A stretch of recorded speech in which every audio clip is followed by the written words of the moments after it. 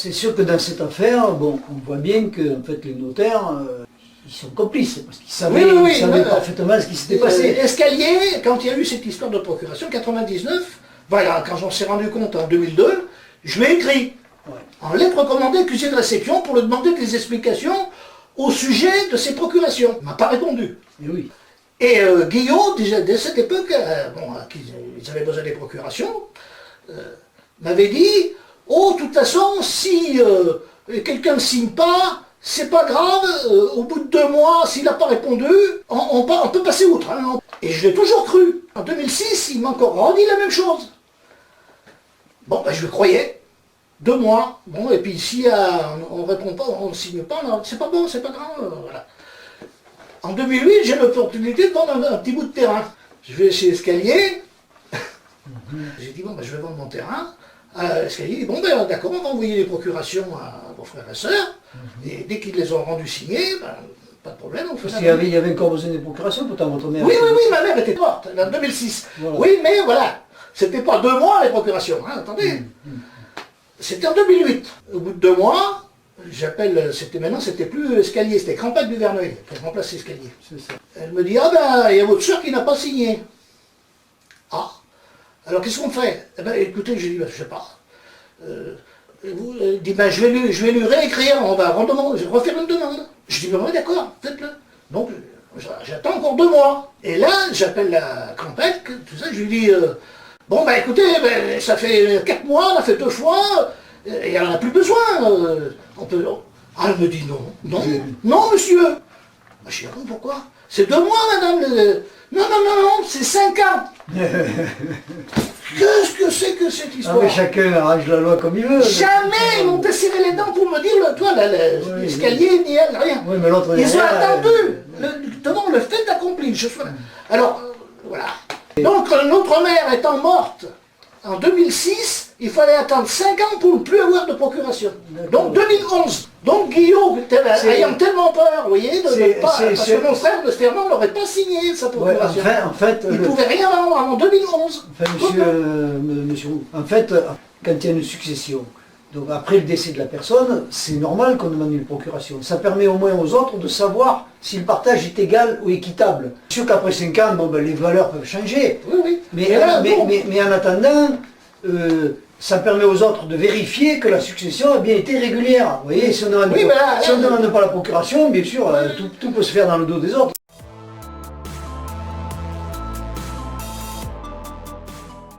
Alors donc, bon, c'était des parts égales, il n'y avait pas de problème. Représentait à l'époque 80 000 francs chacun. Oui, voilà. C'était une petite somme, parce que c'était des terrains, c'était du bois, des friches. La spéculation immobilière à l'époque n'existait pas sur le balcon de Douane à cet endroit-là. Parce que j'ai pu lire 60 000 m². Oui, c'est ça, oui, 6 hectares, c'est la propriété, les terrains, les bâtiments. Des terrains un peu dispersés que vous avez partagés. Voilà, exactement. Une petite propriété sur le balcon de Beldon. Il y a un mot qui s'appelle les eaux de Revel. Les prix très bas, les bâtiments c'était tous des vieux bâtiments, des granges. C'était quand même à proximité de la station de ski de Champs-Rousse. C'est pas loin de Champs-Rousse, c'est à disons 15 km, quoi, même pas 10 km, c'est tout près. Vous et votre frère avez produit en 2012 un témoignage concernant un héritage de vos parents, partagé très inégalement en 1982 par le notaire Escalier Bruno à Domaine dans l'Isère. Votre mère avait toujours l'usufruit de ses biens? Bien sûr. C'était prévu jusqu'à sa mort. Elle est décédée en 2006. Voilà. Et votre sœur, en 99, c'est-à-dire... Oui, en 99. Oui. Pratiquement 7 ans avant le décès de votre mère, oui. a revendu partie... Elle a vendu cette fameuse parcelle 568 qui était inconstructible et qu'ils avaient eu à la donation partage. Ils avaient déjà un terrain où leur chalet était construit, qui était un terrain constructible qu'ils ont eu même avant la donation partage. D'accord, ils étaient déjà bien avantagés. Donc, oui, très avantagés, il n'y a aucun problème là-dessus. Hein, et ils n'avaient pas à avoir d'exigence. Donc votre sœur a revendu à peu près un tiers de ses surfaces pour 400 000 francs.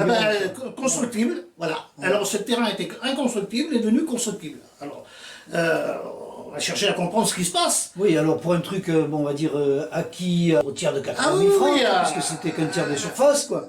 Ça a été revendu à peu près 400 000 francs, c'est-à-dire 15 fois la valeur initiale. Oui, c'était vendu constructible. Ça correspond à un bénéfice d'aujourd'hui de 72 000 euros voilà, avec on le peut dire ça. convertisseur franc-euro. Voilà, alors voilà, pourquoi, comment ils ont pu faire cette vente en 99? Alors ils sont allés, voilà, c'est ma soeur qui me racontait, hein, ils sont allés chez Escalier pour demander à vendre ce terrain.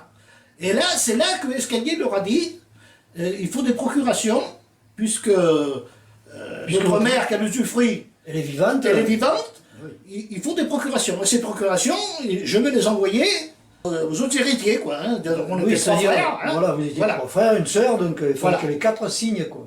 Et voilà. Et notre mère signe aussi. Voilà. Là, ils ont changé de notaire. Ils ont quitté Escalier et ils se sont adressés à monsieur Abrial. Voilà, C'est là qu'on a découvert que ce monsieur était notaire salarié chez Yves Deschamps, Saint-Égrève. il y a beaucoup de points communs avec d'autres affaires. Abrial leur a laissé faire les procurations à ma soeur et à mon beau-frère. C'est eux qui nous ont envoyé. Claude Abrial, c'est ça. Claude Abrial. C'est ça. Qui a envoyé. Alors, donc, il a donné apparemment les formulaires à ma soeur, alors elle m'en a envoyé un formulaire à Paris pour que je le remplisse. Donc, je l'ai fait remplir à la mairie du 13e. Hein. Et j'ai quand même demandé à ma soeur, j'ai dit, mais le frère Fernand, est-ce qu'il a signé? Oui, oui, oui, elle me dit, il a signé le premier. Alors ça m'a paru louche. Alors d'abord, je traînais les pieds parce que je dis, comment vous vendez une parcelle inconstructible et les constructibles, vendez ça à un promoteur, la société Alizé Finance, monsieur Choelbel, qui a d'ailleurs construit une maison sur le terrain, hein, et c'est sa fille qui habite dedans, encore à l'heure actuelle. Donc Bruno Escalier était parfaitement au courant des litiges qu'il y avait sur ce terrain et, voilà, alors, moi, et des histoires de permis de construire. Alors, moi, c'est en 89, j'ai signé ma procuration, mais j'ai pas appelé mon frère, ma soeur m'a dit, il a signé le premier, donc j'ai pas vérifié. Tout s'est endormi. En 99, le terrain était vendu, mais moi je suis revenu en 2000, il n'y avait pas de construction sur le terrain, rien. D'un seul coup, en 2002, une logistique impressionnante, entreprise Pélissard, les terrassements, des murs cyclopéens, parce que c'est dans un terrain très oui, central. Mais vous voyez, à mon avis, ils ont attendu les 3 ans de prescription pénale. Oui, c'est possible, voilà. C'est possible. Donc là, on s'est réveillé. Mon frère vient au zoo un jour, j'étais là-haut, c'est au mois de mai en 2002. Alors il me dit, mais comme ça, je ne savais même pas que le terrain était vendu. Alors là, je suis tombé du lit, j'ai dit, mais c'est pas possible. C'est toi qui as signé le premier. Votre sœur aimée a dit. Il me dit, non, j'ai rien signé du tout, je n'ai rien fait. Alors donc, j'ai commencé à enquêter un petit peu. Et alors j'ai interrogé ma sœur, je parlais à cette époque-là encore. Hein, Mais on dit qu'il n'a pas signé de procuration. Qu'est-ce que c'est que cette histoire de procuration là? Alors, explique-moi. Alors, bon, je suis bien bafouillé. J'ai dit, mais il est vraiment venu à Champs-Rousse dans la mairie parce que c'est. J'ai demandé à mon frère, il dit non, j'ai jamais été. Alors elle disait si, il est venu. Ils ont fait un faux papier, quoi. Ils ont certainement imité sa signature, ils ont fait une copie, et puis le tampon, et puis ils ont. Voilà. Le notaire, donc, Abrial, a donné les formulaires. Donc, mon frère Daniel, alors j'interroge aussi au mois de mai 2002, alors, parce que ma soeur dit, le frère Daniel est venu signer aussi à Champs-Rousse. Lui, il habitait à Domaine en Avalée. Hein, et mon frère me dit, mais Daniel me dit, j'ai rien signé du tout. Je suis jamais venu à Champs-Rousse, ni avec le frère Fernand, ni tout seul. Votre mère, elle avait signé? Oui, notre mère avait signé, mais bon.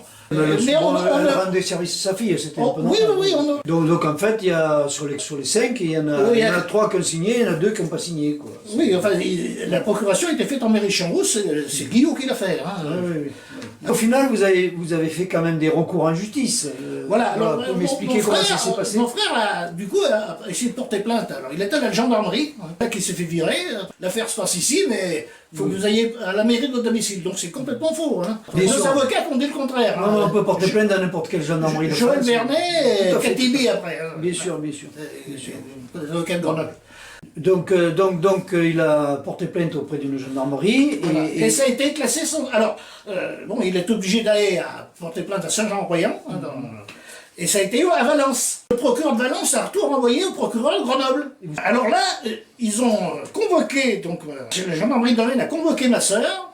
Donc il y a un procès verbal que vous avez là. Hein. Vous pourrez le lire. Il est complètement bidon. Oui.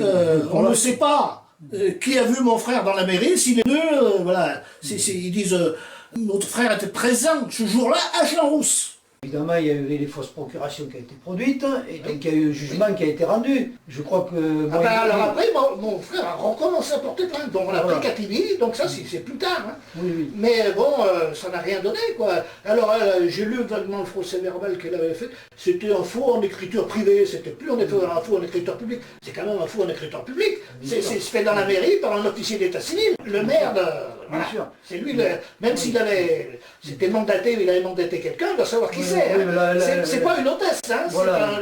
c'est le secrétaire de mairie. Mais visiblement, l'avocat vous a pas aidé parce qu'il n'avait pas envie de toucher au copain. Il a tout de suite compris, voilà, tirer de l'argent. Enfin, c'était elle, c'est une femme. Il vous a pris 8 000 € pour ça et au final, vous avez été condamné. Il y a eu 2 000 € en tout. Il y a eu 1 500 € d'amende et 500 € de frais de justice, je crois.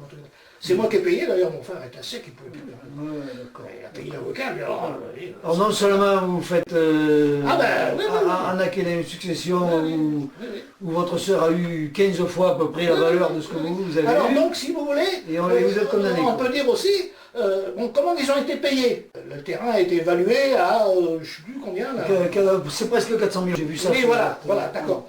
Donc, mais ils n'ont pas touché d'argent. Hein. Ils ont eu un appartement dans un immeuble qui a été construit sur le terrain, en guise de paiement. Et cet appartement, pour toucher des sous, ils l'ont vendu après, en 2003. C'est Simon Immobilier de Domaine qui a fait la vente, aussi bien pour le promoteur Chouelbel, qui a gardé une maison pour lui, pour loger sa fille, mais il y a un autre immeuble qui a 4 appartements. Donc tout ça a été vendu. Donc Guillaume a touché l'argent comme ça. Donc il a peut-être touché plus en vendant un appartement. Vous voyez, mais il y a eu des actes. Guillaume a vendu au promoteur quelque chose, hein, le terrain. Le promoteur a vendu un appartement à Guillaume, qui Guillaume, là, vous voyez, il y a eu des astuces avec le notaire. Hein. Donc il y a un contrat avec le notaire. Il y a 3 actes notariés là-dedans. C'était Claude Abrial qui faisait tout ça aussi. Oui, bien sûr. Qui était à l'époque dans l'étude de Yves Deschamps à Saint-Égrève. Oui, voilà. Et que pensez-vous de la justice la justice, complètement... je n'y crois plus du tout, hein. C'est vraiment un désastre, quoi. On s'est jeté dans la gueule de l'eau sans le savoir, quoi. On ignorait à qui on avait affaire. Tout était... Les dés étaient jetés, les dés étaient pipés, tout était fait d'avance. Moi, ce que je demande, c'est que les choses avancent, et puis je travaille pour tout le monde, on travaille tous ensemble. Hein. C'est informer, voilà, au maximum. Toucher le maximum de gens, sensibiliser au maximum. Toute cette il y a une grave injustice, la spoliation, plein de choses, le comportement de la justice, de la gendarmerie, des policiers, il y a des moments, ils font pas leur boulot, quoi. On voit bien que c'est flagrant, ça saute aux yeux. Hein, et pour quelle raison? On voit qu'il y a quelque chose derrière, d'occulte qui n'apparaît pas, mais qui finalement dirige tout, quoi. Voilà, quoi. Mais il faut avoir vécu un peu des histoires comme ça, de spoliation, de mensonges, de trahison, pour se rendre compte que d'un seul coup, la loi n'existe pas. Moi, René Fornet, j'ai enclenché le divorce en 1998. Malgré 17 ans de procédure, c'est impossible d'avoir récupéré mes biens. Personnellement dépouillé par l'étude de Maître Escalier, Bruno, qui a donné l'ordre à la hiérarchie du centre financier de Grenoble pour clôturer tous les comptes bancaires en 1998 de mes grands-parents, monsieur et madame Arruisseau, qui n'étaient pas décédés. Suite à ça, donc aujourd'hui héritière, compte bancaire, donc livret de 105 000 francs, livret de 20 000, livret de 95 000 francs, plus un CCP aujourd'hui qui reste d'une somme de 31 000 francs sur une étude donc d'une comptabilité qui n'est pas rentrée dans une succession. Aujourd'hui, la succession de Madame Arruisseau n'est pas faite. Ça va faire 8 ans. Alors que tous les comptes bancaires étaient quand même bien garnis, il s'est fait une vente viagère entre le cabinet notarial de Maître Escalier et donc d'autres personnes, donc Monsieur et Madame Montoya, qui ont acheté cette maison. C'était le bien patrimoine de mes grands-parents. Je ne possède plus rien.